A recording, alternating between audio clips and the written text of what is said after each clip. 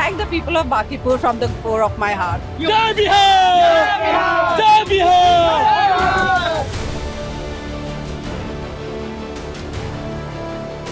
एक अपराधी प्रवृत्ति के आदमी को, एक गलत चाल चरित्र के चेहरा वाले व्यक्ति को बिहार का नेतृत्व दिया है, जो बिहार के लोगों को स्वीकार्य नहीं है।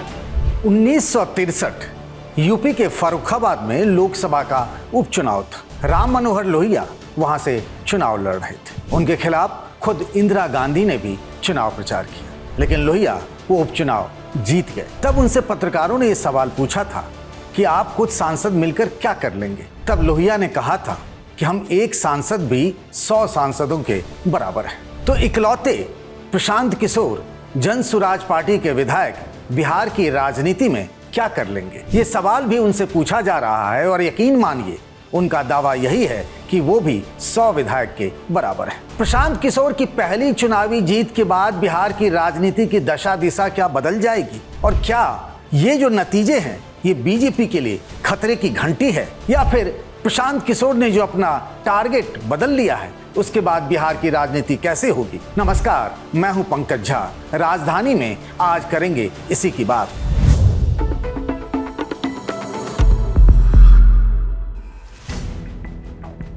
लोकतंत्र में चमत्कार होता है और इस चमत्कार को सब नमस्कार करते हैं। कुछ ऐसा ही चमत्कार बांकीपुर के विधानसभा के उपचुनाव में हुआ, जब प्रशांत किशोर पहली बार अब विधायक बन गए हैं और उन्होंने बीजेपी को उस सीट पर हराया जिसके बारे में ये कहा जा रहा था कि वहां से अगर बीजेपी किसी कुत्ते और बिल्ली को भी चुनावी मैदान में उतार देगी तो फिर वो चुनाव जीत सकता है। ये प्रशांत किशोर कहा करते थे अपने अलग अलग चुनावी मंचों से प्रचार के दौरान कि बीजेपी ऐसा कहती है, ऐसा मानती है। लेकिन प्रशांत किशोर ने इसी को सबसे बड़ा चुनावी मुद्दा बनाया और वो बांकीपुर की जनता के दिलों में बैठ गया। और फिर बीजेपी की वो सीट जहां से पार्टी के राष्ट्रीय अध्यक्ष नितिन नवीन 1-2 बार नहीं बल्कि 5 बार चुनाव जीते, वही सीट बीजेपी हार गई है। प्रशांत किशोर की जीत के कई मायने हैं।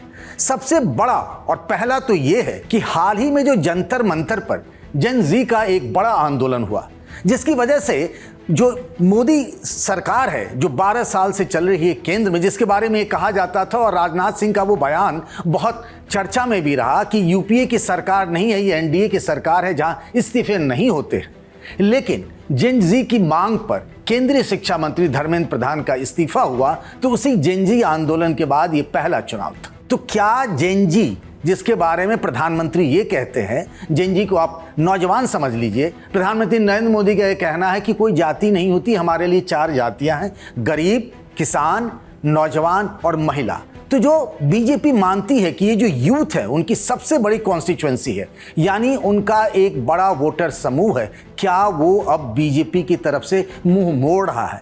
ये बात मैं इसीलिए कह रहा हूं और ये सवाल इसीलिए मौजूद है कि सिर्फ बांकीपुर ही नहीं, दतिया में जो मध्य प्रदेश की एक विधानसभा सीट पर उपचुनाव हुआ, वहां के नतीजे भी क्या उसी बात की तरफ इशारा करते हैं। क्योंकि आपने उन बच्चों के आंदोलन के बाद मंत्री का इस्तीफा तो ले लिया, लेकिन आपके पार्टी के कई नेता उन बच्चों के बारे में जो कह रहे हैं, या फिर 20 जुलाई को दिल्ली में जिस तरीके से उन पर बर्बरतापूर्ण कार्रवाई हुई पुलिस की तरफ से, जिसको लेकर बार बार झुठलाया जाता रहा, और खुद बीजेपी के राष्ट्रीय अध्यक्ष नितिन नवीन ने बांकीपुर के चुनाव प्रचार में जो कहा, उसको आप सुन लीजिए। क्या ये इशारा और ये चुनावी नतीजे बताते हैं कि आप गलत ट्रैक पर हैं, यानी बीजेपी गलत ट्रैक पर है? पार्टी के अध्यक्ष को सुन लेते हैं, उन्होंने क्या कहा था जेन ज़ी के बारे में। तो ये लड़ाई सामान्य लड़ाई नहीं है।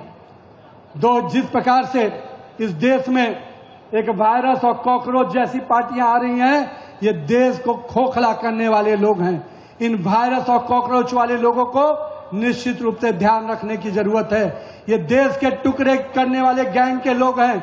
इन देश के टुकड़े करने वाले गैंग के लोगों को सबक सिखाने का काम भारतीय जनता पार्टी का कार्यकर्ता ही कर सकता है। मित्रों, प्रशांत किशोर की जीत के बजाय अगर हम कहें कि बीजेपी की हार के बड़े टेक हैं, तो वो सबसे बड़ा वाला और पहला टेक यही है कि अब बीजेपी को सोचना पड़ेगा कि जिनको आप जेन ज़ी को एक तरीके से मानते थे कि वो आपके कट्टर समर्थक हैं, वो अब बदल रहे हैं, उनका मानस बदल रहा है। और यही नहीं, दूसरी एक बड़ी बात यह है कि जो एक तरीके से हो चला था कि भाई टेकस ग्रांटेड ले रहे हैं वोटर को। एक तो सबसे बड़ी बात यह है कि बीजेपी हार नहीं सकती है, बीजेपी अपराजय है। उपचुनाव में तो कोई इसे हरा ही नहीं सकता। आम चुनाव में भी देखिए बीजेपी लगातार जीत रही अलग अलग राज्यों से लेकर के केंद्र में, तो एक तरीके से उसकी जो इमेज बन गई थी कि बीजेपी कुछ भी कर सकती, उसे कोई हरा नहीं सकता। और वो प्रशांत किशोर जो हाल ही में यानी कुछ ही महीने पहले यानी नवंबर में जब बिहार में विधानसभा चुनाव हुए तो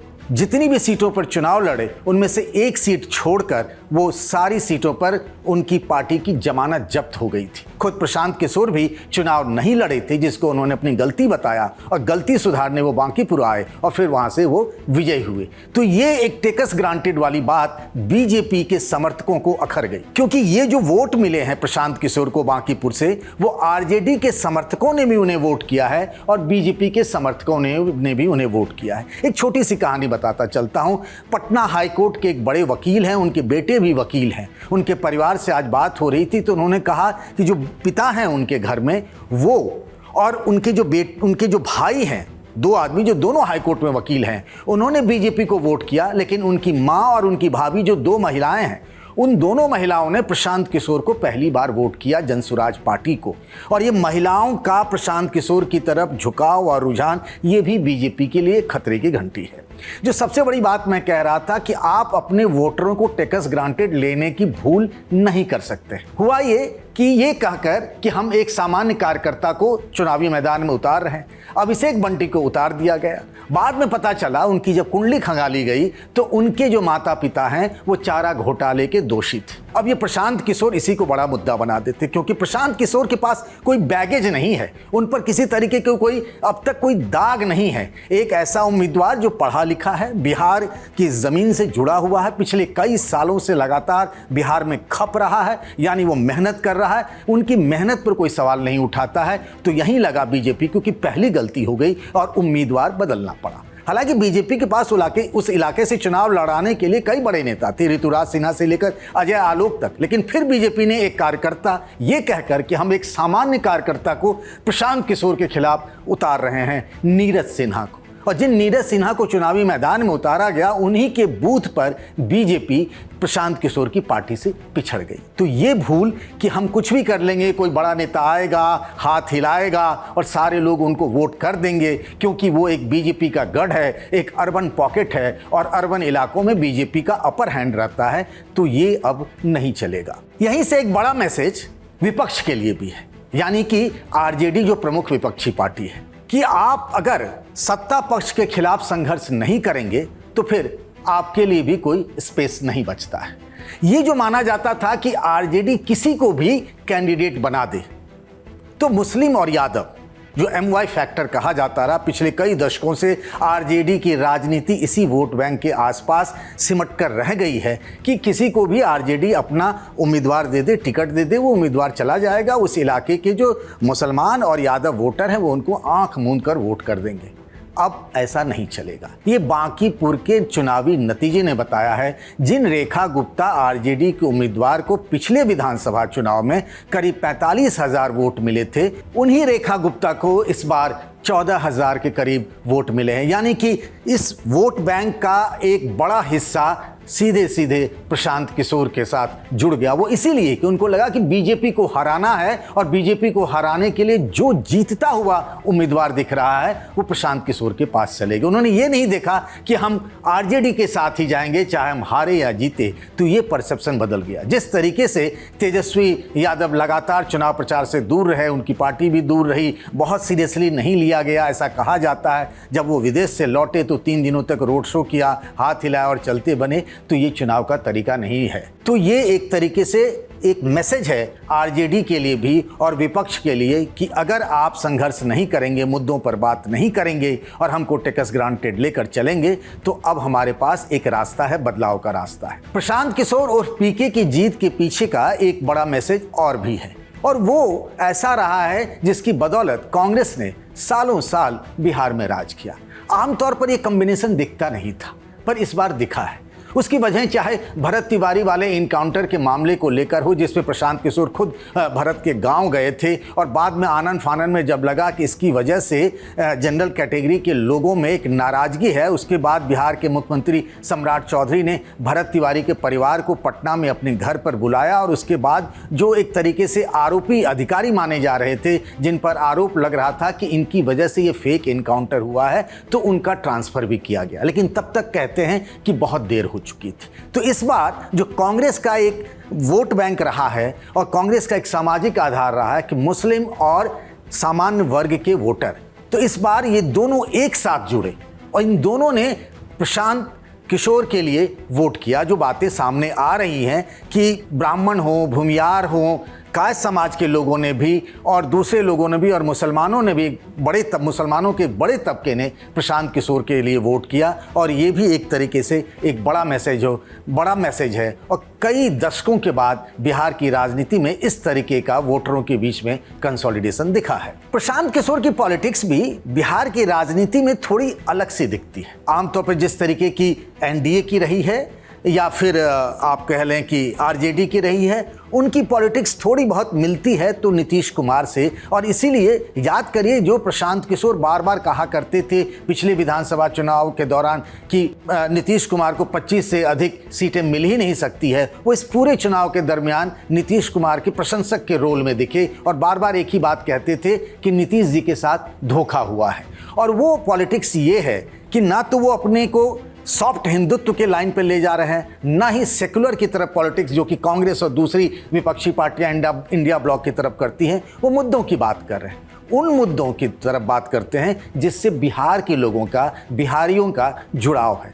चाहे वो पलायन का मुद्दा हो, बेहतर सड़कें हो, स्कूल हो, रोजगार हो, महिलाओं का मुद्दा हो, और ये मुद्दे लोगों से कनेक्ट करते हैं। और इसीलिए एक बात और भी घर कर गई कि भाई, जो प्रशांत किशोर बार बार इस चुनाव प्रचार के दौरान कहते थे कि एक बांकीपुर की चुनाव से क्या फ़र्क पड़ जाएगा, न तो सरकार बनना है न सरकार को गिरना है, लेकिन बात दिल्ली तक मैसेज पहुंचाने की है। तो लोगों को लगा कि भाई इससे क्या फ़र्क पड़ता है, और इसीलिए लोगों ने अपनी अपनी पार्टी के समर्थन की लक्ष्मण रेखा को लांघते हुए प्रशांत किशोर को वोट कर दिया, जिनके मतलब अगर देखें उनकी राजनीति, उनकी पार्टी का आधार या उनके सामाजिक आधार के हिसाब से अगर सोचें तो उनके पास एक बड़ा वोट बैंक तो नहीं ही था। अब सवाल ये उठता है, दो तरह की बातें उनकी, जो उनके एक बयान का हम जिक्र कर रहे हैं कि वो बार बार कहते थे चुनाव प्रचार के दौरान कि सम्राट चौधरी के खिलाफ एक ये जनमत टेस्ट है, क्योंकि नीतीश कुमार के नाम पर वोट लेकर बीजेपी ने अपना आदमी सेट किया है। यहां अगर बीजेपी हारी तो इसकी गूंज दिल्ली तक सुनाई देगी।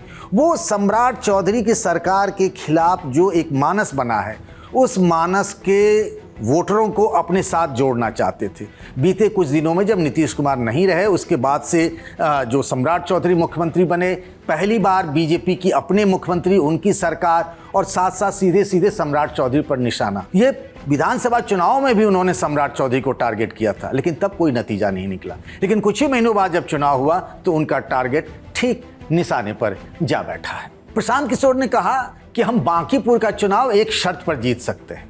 अगर दशकों से बीजेपी को वोट कर रहे लोग हमारे पक्ष में मतदान करते हैं, तो अब तक के रुझान से यही लगता है कि बीजेपी के लोगों ने प्रशांत किशोर को वोट किया। जो बांकीपुर की विधानसभा सीट, जो पहले पटना वेस्ट कही जाती थी, 1995 से लेकर अब तक सीधे सीधे नितिन नवीन और उनके परिवार के पास थी, वहीं पर प्रशांत किशोर की जीत हुई। तो क्या अब इससे प्रशांत किशोर की जीत से आखिर क्या बदल जाएगा बिहार?